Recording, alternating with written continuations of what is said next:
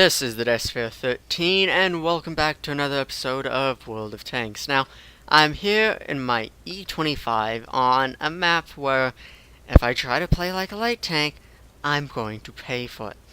So I decide to do something, quite sensible for a tank destroyer. That's right, I'm hiding at the back of the map. And before anyone decides, oh, that's not how you're gonna get Ace Tanker. Well, I know that's not how I'm gonna get Ace Tanker. But that's how I'm gonna survive this battle, because, yeah, playing this thing like light tank might work for a while. However, most light tanks don't make it through the first couple of moments of the match if they're not, pretty darn good. And this doesn't have a turret. It's basically ELC AMX with a smaller gun, and that's not a good thing. I mean, the only real thing this thing has over the ELC AMX is it's stealthy.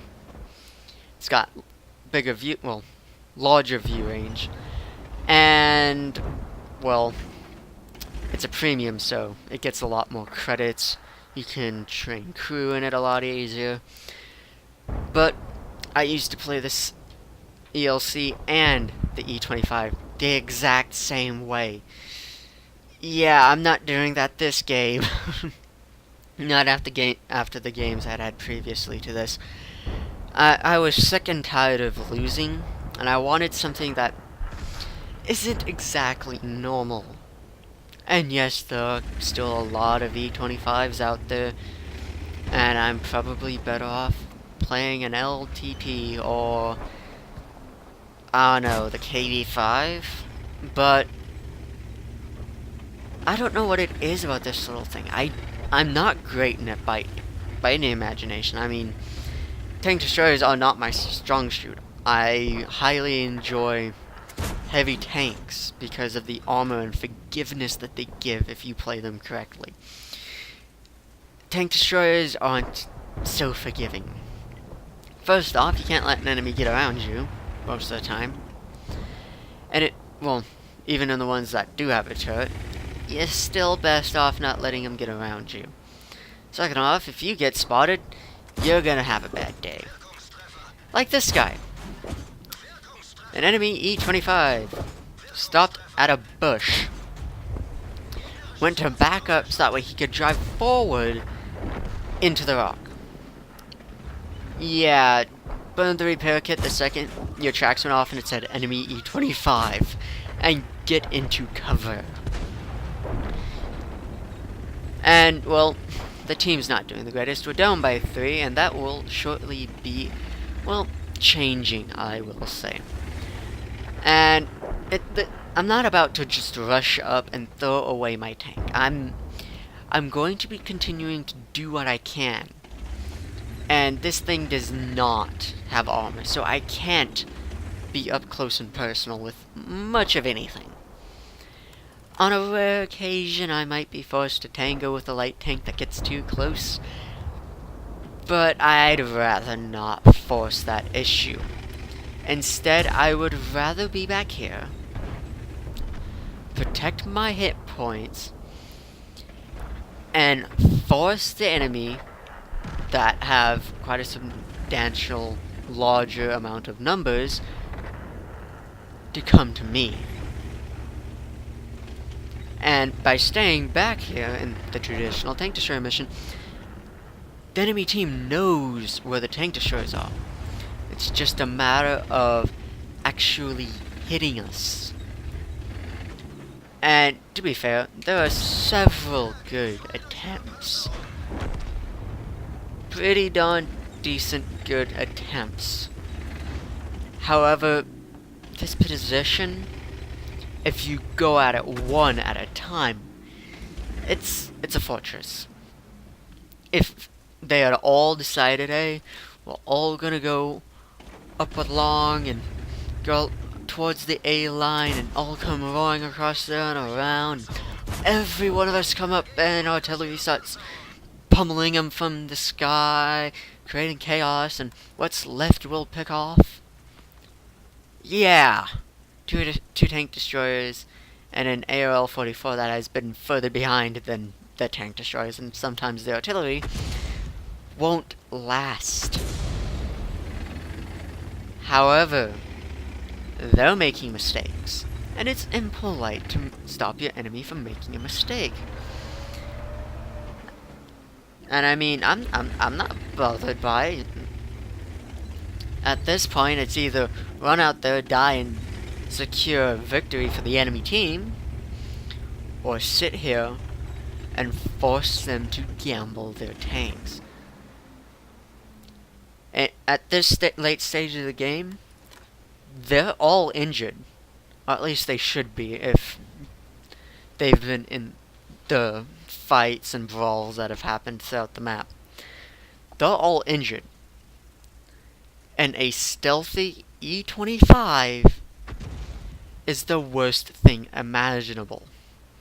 You can't see the thing until it starts shooting you. And even then, it's not guaranteed to be seen. You can tell where the shots are coming from. But if I were to start pelting them, knock off the track, and they send a shot my way, it'd be simple enough to move. Now, that's where I just was, and an artillery shell landed there, meaning they have no idea where we are. So it makes sense that they're not going to hit the same place twice. And that's when this Cromwell shows up. And I'm thinking, if I wait here, artillery will get him, or the OI will be able to get him. There's too many buildings in the way, I should have taken the shot. And that Cromwell is trying to proximity spot anyone in that position. Because that's where I was last seen, at least I believe I was seen, I don't have Sixth Sense, shooting the SU-152. Now, I think about proxy spotting, then remember, SU-152, that's not going to end well for me. So, apart from their two artillery, they have two tank destroyers and a medium tank. All of which are spread out, meaning the first one that gets shown up basically gets singled down, filed out, gets sent back to the garage, and then we move on to the next. Except sometimes, you don't need to go out there. And this is what I was talking about. They're all in a predicament. I'm full health. That ARL, pretty darn close to it. There's SU-100, taking some artillery fire. That OI, pretty darn close to full health. Their threat is not necessarily in us as an individual.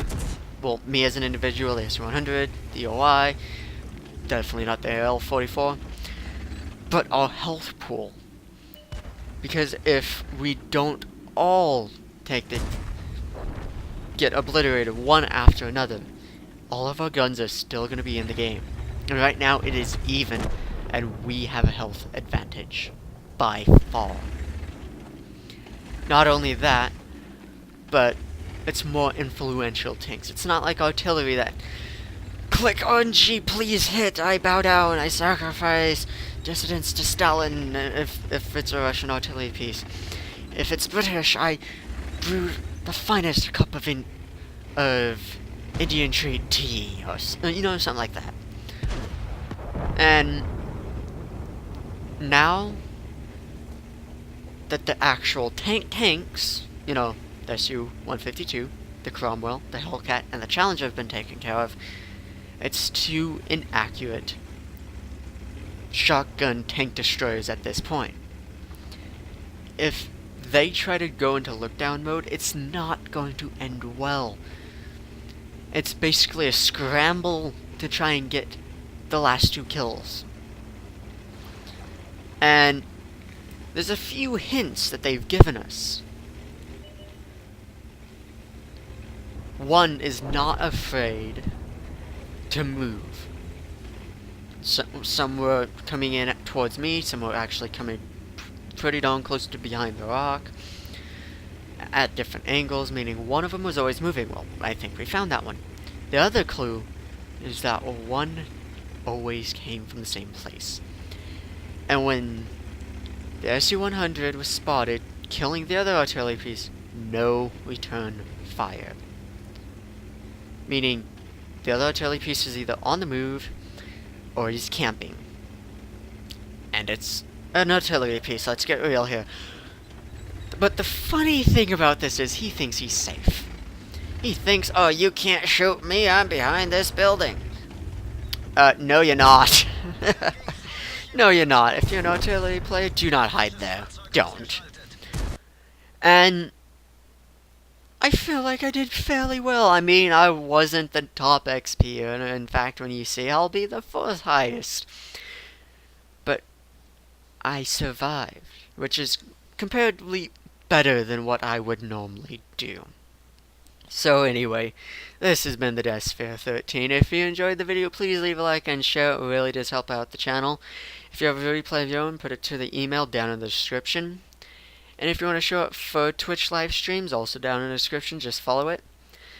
What else is there? Like, share, Twitch, subscribe. Yeah, this has been the Deathsphere 13, signing off. Bye.